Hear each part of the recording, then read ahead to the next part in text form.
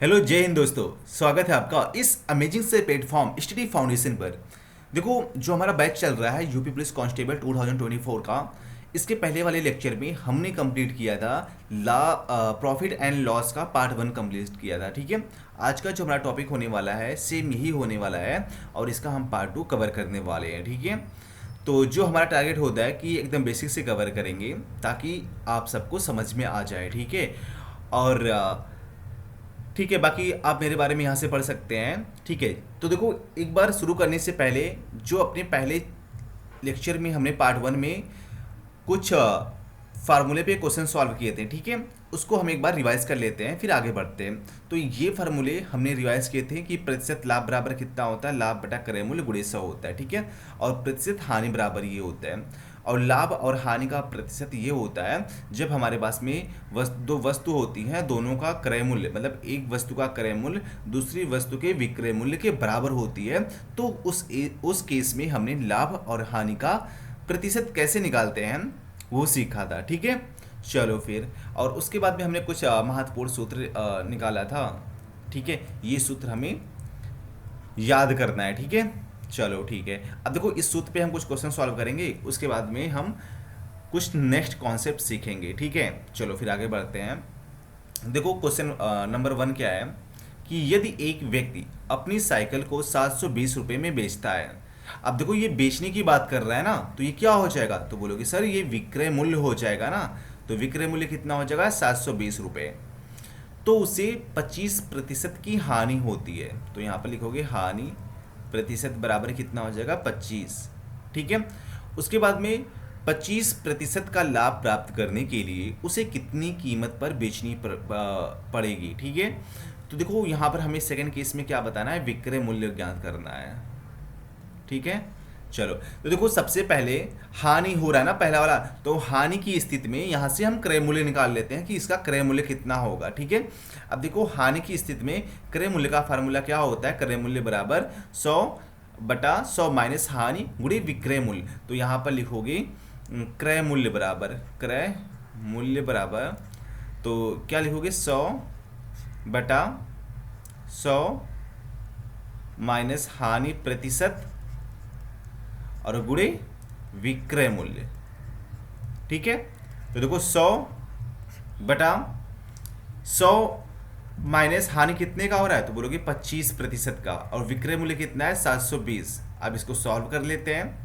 तो 100, अब देखो 100 में से 25 जाएगा तो 75 हो जाएगा, और गुणे 720, इसको काट दो। तो देखो 25 चौका 100 और 25 तिया 75 और 3 एके 3 और 3 24 मतलब 240, तिया कितना होगा, 720 हो जाएगा। ठीक है, अब आप इसको गुणा कर लो, 4 को 240 में गुणा करेंगे तो 4 0 जा 0 और 4 चौक 16 और 4 दूनी 8 1 9, 960 मिल जाएगा।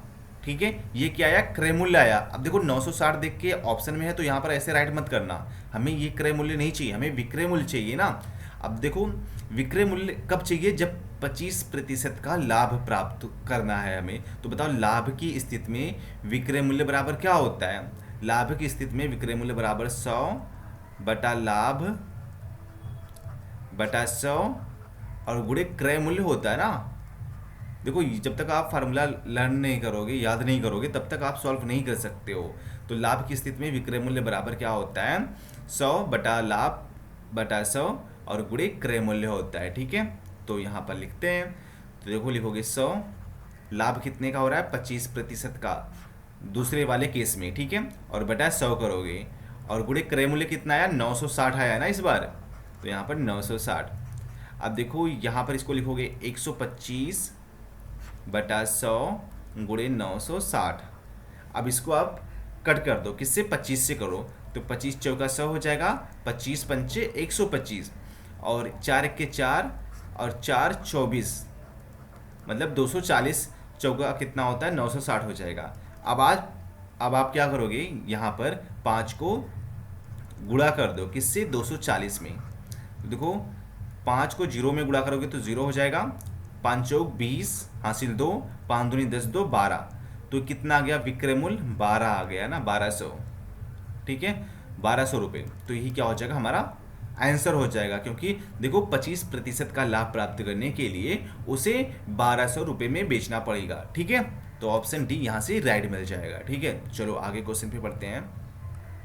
देखो किसी खिलौने को 450 रुपये में बेचने से हुआ लाभ, ठीक है, 320 रुपये में बेचने पर हुई हानि से 30 रुपया अधिक है, तो खिलौने का क्रय मूल्य बताओ।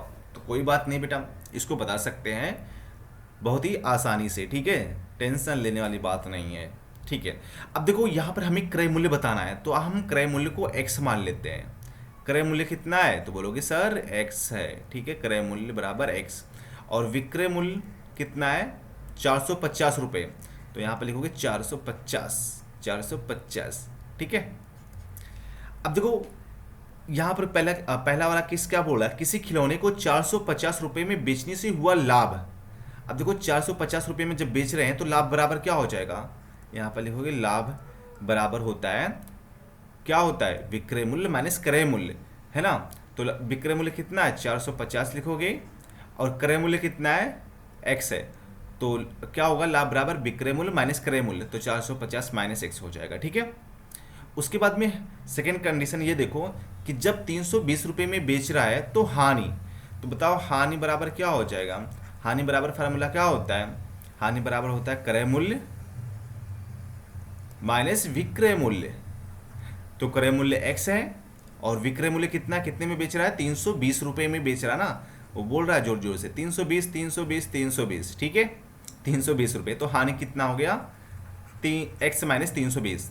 अब ये बोल रहा है कि जो 450 रुपये में बेचने पे लाभ हो रहा है, ठीक है, लाभ, और हाँ 320 रुपये में बेचने पे हानि से 30 अधिक है, मतलब जो ये लाभ है ये हानि से ना कितना अधिक है, 30 रुपये अधिक है, तो खिलौने का क्रय मूल्य। तो ये कंडीशन हमें बन गया। अब लाभ का बराबर कितना लिखा है 450 माइनस एक्स करोगे, 450 माइनस एक्स, और हानि कितना है x माइनस 320 प्लस 30। अब देखो x को उधर लेके जाओ, ठीक है, तो माइनस एक्स है और इधर भी माइनस एक्स, तो माइनस एक्स हो जाएगा, और इधर माइनस 320 प्लस 30, और 450 इधर प्लस में है ना, उधर जाएगा तो माइनस में 450 हो जाएगा। अब माइनस एक्स कितना होगा, तो बोलोगे सर माइनस 2x हो जाएगा। ठीक है, अब देखो इसमें से आप घटाओगे तो ये कितना हो जाएगा, मतलब 450, देखो ये वाला माइनस और ये वाला माइनस दोनों को जोड़ दो, तो 0 प्लस 0 कितना हो जाएगा सर, बोलोगे 0 हो जाएगा। 5 प्लस 2 7 हो जाएगा, और 4 3 7, माइनस 7 माइनस 770, और प्लस 30।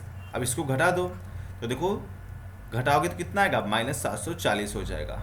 ठीक है, x माइनस, तो देखो माइनस से माइनस कट गया, x बराबर कितना हो जाएगा, तो बोलोगे 740/2, ये 2 से जाके भाग हो जाएगा।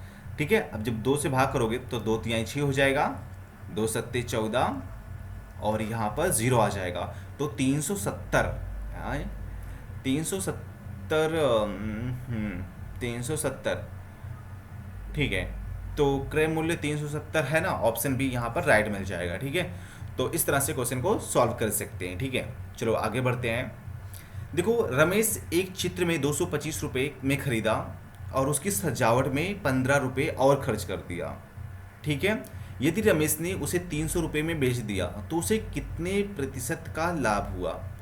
अब ये बताओ सिंपल सा, उसका विक्रय मूल्य क्रय मूल्य कितना है, तो बोलोगे सर क्रय मूल्य बराबर 225 रुपये है। ठीक है, कितना है 225। अब इसी पैसे में 15 रुपये और एक्स्ट्रा लगा रहा है कि नहीं लगा रहा है, तो आप इसमें 15 और जोड़ दो, तो कितना हो जाएगा 240 हो जाएगा। अब टोटल जो क्रय मूल्य हो जाएगा वो कितना हो जाएगा 240 रुपये, क्योंकि इसमें 15 रुपये अतिरिक्त खर्चा कर रहा है ना। ठीक है, अब उसको कितने में बेचा, 300 रुपये में बेच दिया, तो विक्रय मूल्य कितना हो जाएगा, विक्रय मूल्य बराबर 300 रुपया हो गया। तो बताओ लाभ बराबर क्या हो जाएगा, या लाभ बराबर हो जाएगा विक्रय मूल्य माइनस क्रय मूल्य, तो 300 माइनस क्रय मूल्य कितना होगा 240, तो ये कितना हो जाएगा 60 हो जाएगा ना। अब लाभ का प्रतिशत का फार्मूला क्या होता है बताओ फटाफट, लाभ का प्रतिशत। ठीक है, लाभ का प्रतिशत बराबर होता है लाभ बटा क्रय मूल्य गुणे 100। तो लाभ कितना हो रहा है, 60 हो रहा है। क्रय मूल्य कितना है, क्रय मूल्य भाई 240 रुपये ना, 240 और बटा 100 गुणे 100। तो देखो यहाँ पर जीरो से जीरो कट गया, 6 के 6, 6 चौक 24, 4 एक के 4, 4 25 है, यहाँ में 100। तो लाभ कितने का हो रहा है बोलोगे, 25% का लाभ हो रहा है। तो ऑप्शन सी यहाँ पर राइट हो जाएगा। ठीक है, चलो फिर आगे बढ़ते हैं। ठीक है, देखो आप इसको आसानी से करोगे, ज़्यादा डिफिकल्ट लेवल का क्वेश्चन है होता नहीं है। ठीक है, चलो इसके बाद में देखो कुछ नेक्स्ट क्वेश्चन आता है कि देखो पहला क्वेश्चन है कि लाभ बराबर होता है त्रुटि और बटा सही मान माइनस त्रुटि गुणे 100। ये वाला कब यूज़ करेंगे, जब जैसे मान लेते हैं ना कि किसी वस्तु का जो एक्चुअल प्राइस है या एक्चुअल वज़न है या एक्चुअल जो उसका क्वांटिटी है, ठीक है, वो कुछ अमाउंट है और गलती से या जानबूझ के कस्टमर अपना जो ये होता है दुकानदार होता है अपना फ़ायदा कमाने के लिए वो गलती से तौल देता है ना नीचे, तो उस केस में जो लाभ का प्रॉफिट होगा वो इस तरह फार्मूले से निकाल सकते हैं। अभी इस पे एक क्वेश्चन सॉल्व करेंगे तो आपको अच्छे से क्लियर हो जाएगा। ठीक है, कि ये फार्मूला हम कब यूज़ करते हैं।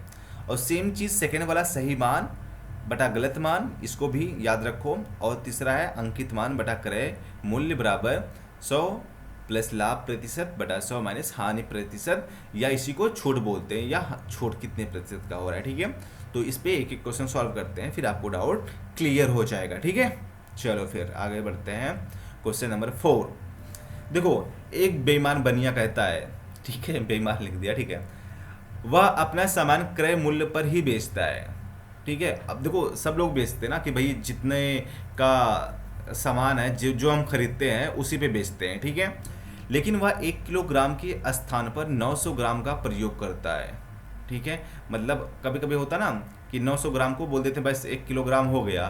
जिससे आपने देखा होगा कि कहीं कहीं जो बनिए होते हैं या कोई कोई जो रोड पे दुकान लगाते हैं, वो जो हमारा वजन वाला बाट होता है लोहे का, ठीक है, उसको तो रखते हैं, उसके अलावा जो कुछ पत्थर उत्थर के भी रख देते हैं ना, तो उसमें हमें प्रॉपर नहीं पता चलता कि इसका वजन कितना है। ठीक है, क्योंकि वो उनका अपना मानक होता है, मात्रक होता है। ठीक है, तो देखो यहाँ पर 1 किलो के स्थान पर कितना 900 ग्राम का प्रयोग हो रहा है। तो बताओ 1 किलोग्राम में कितने ग्राम होते हैं, तो बोलोगे सर 1000 ग्राम होता है। ठीक है, अब ये बताओ इसने दुकानदार ने गलती से क्या बोलोगे, जानबूझ के बोलोगे, जानबूझ के कितना त्रुटि कर रहा है। तो यहाँ पर लिखोगे त्रुटि बराबर क्या होगा, तो बोलोगे सर एक्चुअल तो 1000 है, 1000 में से 900 ग्राम घटा देंगे तो ये क्या कर रहा है, 100 ग्राम का ये झोल झपाटा कर रहा है। ठीक है, क्या कर रहा है, 100 ग्राम का ये झोल झपाटा कर रहा है दुकानदार। ठीक है, अब इसके बाद में, ठीक है, हाँ, अब देखो इसके बाद में हमें फार्मूला क्या पता है कि अगर हमें लाभ चाहिए, लाभ, ठीक है, तो लाभ बराबर क्या होगा, वो कितने का लाभ कमाएगा। अब ये बताओ कि जब वो गलत ये बाट यूज़ कर रहा है, ठीक है, 1 किलोग्राम के स्थान पे 900 ग्राम का यूज़ कर रहा है, तो उसको फायदा ही होगा ना। तो आप यहाँ पर क्या लिखोगे, लाभ प्रतिशत बराबर, फार्मूला क्या था, त्रुटि बटा सही मान माइनस त्रुटि और गुणे 100। देखो यही फार्मूला ना, त्रुटि और बटा सही मान माइनस त्रुटि गुणे 100। ठीक है, अब देखो सही मान क्या होगा, पहले बताओ त्रुटि मान कितना आया है, बोलोगे सर 100 आया है। ठीक है, और सही मान कितना था, अब ये बताओ सही मान 1000 है ना, मतलब 1 किलोग्राम है या 1000 ग्राम है। यही तो, अगर यही इतना ही पर यूज़ करता है, 1000 ग्राम यूज़ करता तब तो सही होता। तो सही मान कितना है, 1000 हो जाएगा। ठीक है, और त्रुटि कितना है, बोलोगे सर 100 है, और गुणे 100 कर लो। ठीक है, तो देखो ये कितना हो जाएगा, 100, 1000 में से 100 जाएगा तो बोलोगे सर 900 हो जाएगा बटा 100। तो देखो 2 जीरो से 2 जीरो कट गया, कितना आ गया, बोलोगे सर 100 बटा 9 प्रतिशत। तो ऑप्शन ए मिल रहा है। तो 100 बटा 9% का ये क्या कर रहा है, बोलोगे सर लाभ कमाने के लिए ये झोल झपाटा कर रहा है। ठीक है, चलो फिर आगे बढ़ते हैं।